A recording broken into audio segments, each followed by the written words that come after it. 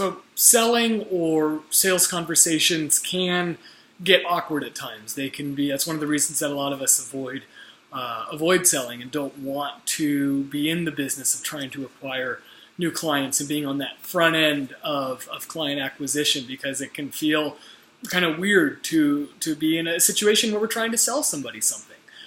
It gets especially awkward if we make some basic mistakes that I've made a lot of, and as you'll see in the blog here, a more recent one for myself was falling into this place of being my social self. So all of us have different personalities that we put on. When I'm here in front of the camera or when I'm sitting down with a client, the personality that comes out, the persona that I put on, is different than you'd see me either playing with my kids or out at dinner with friends. Right? We're not the same people all day.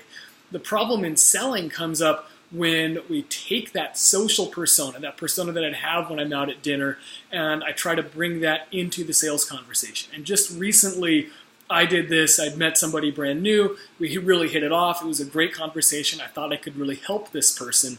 But I felt because our initial conversation was in a social setting, I kind of kept that going as I was trying to engage this prospect and bring them into working with me. What ended up happening was when I proposed that we sit down and actually go into a deeper conversation, she said to me, am I a prospect, or is this like a friendly social thing that's going on here?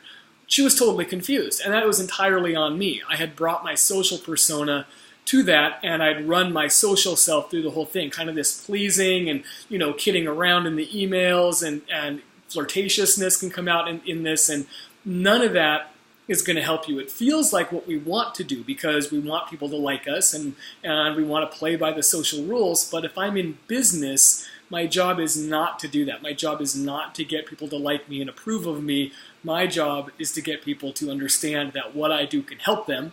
My job is to show them how I can help them, and my job is to line this next person up as a client if my service is one that would really serve this person.